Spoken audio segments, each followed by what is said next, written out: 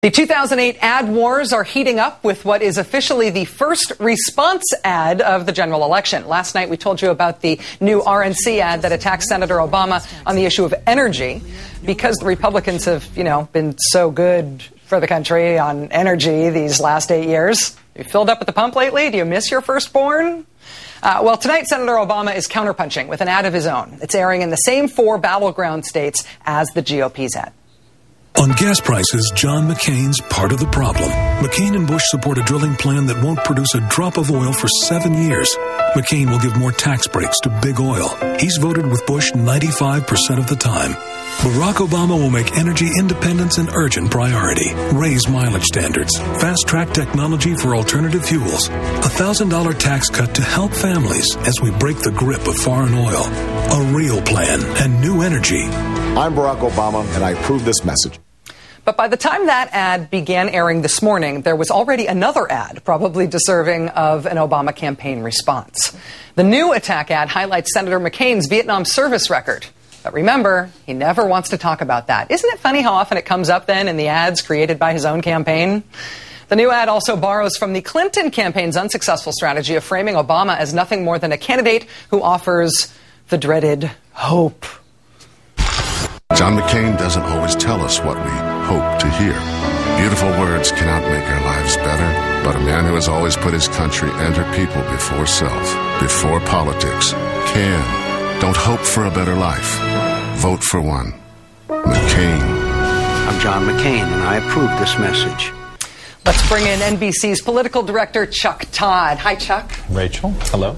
By the time the campaign released the first official response ad of the general election, we've got another one that probably deserves another response. What do you make of the timing here? Do you think that McCain is sort of ahead of the game? I think this is. I think it's not an accident that this ad comes out just after he's retooled his campaign a little bit. Seems to have a little more message discipline, but it's also an acknowledgement of this fact, and I think the McCain campaign is very comfortable running a campaign like this, that this is going to be a referendum on Obama.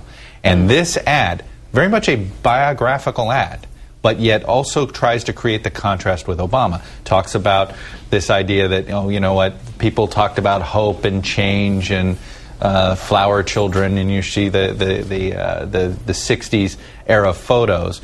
That's sort of how they want to paint Obama here, that, this guy's living in the clouds.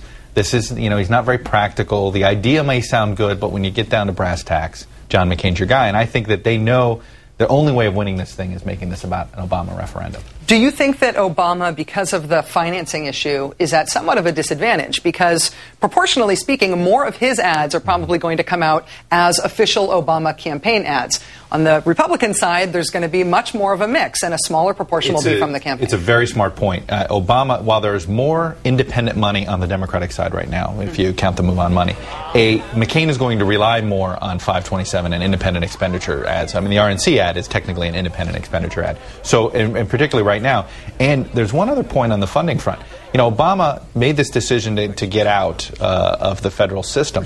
Well, he is not going to be able to use any of this general election money until the day he gets his nomination. He might have a minor cash flow issue for the next 6 weeks. Look, he's going to have $150 to $200 million for the last 60 days of this campaign. But he's got a small little cash flow problem, and I think they're a little nervous about that. That's why he's coming to New York City to go raise some money. That's why he's looking for big donors, because he's running out of primary donors. It's almost impossible to think about the Obama campaign having a cash flow problem, given what we've seen. It's timing, though. It's just when it is and when you're allowed to use the money and when you're allowed not to use the money. Well, when I watch that McCain ad that we just played, the punchline to me is John McCain, don't hope.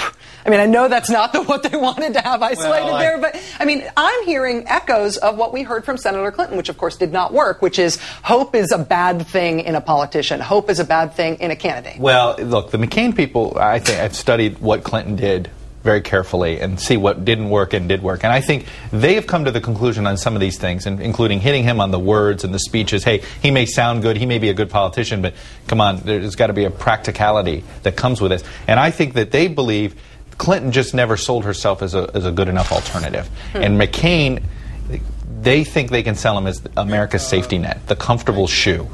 look, it may not be the exciting shoe, it may not be the one you wanna wear on a date or wear to the ball, but it's certainly going to be the one that you want to wear when you've got to walk a couple of miles. And I think that they think if they can present themselves as that and present Obama as just too risky, too uncomfortable, but that's what I think this first ad does. It tells you that this new retooled campaign, they realize this election's about Obama. It's a referendum on him, not on McCain. On the subject matter of this ad, of this McCain ad, part of the politics around McCain's, unchallenged heroism as a POW in Vietnam is that he is reluctant to talk about it, that it's sort of off limits as a political issue, that he doesn't ever want to raise it. But we have all seen a lot of ads now, not just this year, but even in previous campaigns from McCain that are deliberately and overtly highlighting that part of his service. Is it time to drop the pretense that this is supposed to be an off-limits part of politics about John McCain? Well, it's interesting. Probably it is. But, I've noticed this with all military veterans when they run. We saw it with John Kerry. We saw it with Bob Dole. Look, the consultants come in and say, you have an incredible biography. Let's tell that story. And, a campaign consultant sits there, I want to tell that story. You've got photos of you, oh my God, in uniform. John McCain in that uniform, he looks terrific. He looks like a hero. And so a campaign consultant wants to tell the story. I do think you actually, when you talk to these guys, these veterans, and it hasn't mattered, they don't like to use it. They do feel uncomfortable. So I think this is a case where his advisors are basically saying, stop this, we're going to use it. So you better get used to it. I think that the trade-off is if you say yes, we can use it, you can then no longer get points for saying I'm reluctant to use it. Which is what the Bush campaign did to John Kerry in 2004. It's like, you want to use it? Fine. Then we're going to use it too. Chuck Todd, NBC's political director, thanks for coming in. You got it, Rachel.